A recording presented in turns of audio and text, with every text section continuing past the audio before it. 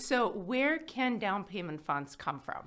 It's a great question again. I mean, so down payment funds, for the most part, the two biggest things I tell people is family is fine, or your checking, savings, 401ks, retirement accounts, and family. Now, in certain cases, you can get one from your employer. Doesn't happen too often, but it has to be money saved over a 60-day period, over a 2-month period. It cannot come from credit cards, cash advances, people you're not related to, just strangers. Sellers cannot contribute towards the down payment. That's a big no-no. That was my next question. Yes. So sellers cannot contribute.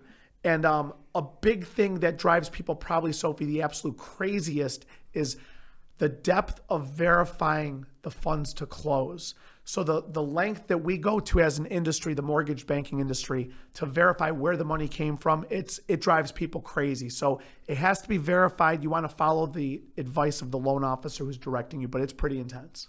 So if I were the type of person who saved a big chunk of my pay in a box at home, I would not be able to use those funds? It's absolutely correct, because the problem with that method, which is, so you saved up money or you withdrew money from your bank account and you put it in a shoebox at home and you've got cash. Mm-hmm. The problem is you cannot prove where cash came from. A lot of the rules and guidelines we follow today were born from the mortgage crisis back in 2007, 8, 9, 10.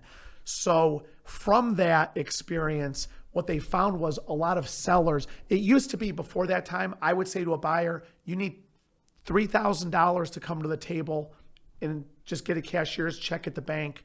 It doesn't really matter where it came from. So what they discovered was a lot of sellers were giving money back to the buyers to put down, which meant the buyer really had no vested interest. They didn't really come up with anything. So in a very roundabout way, the buyer was coming to the table with nothing.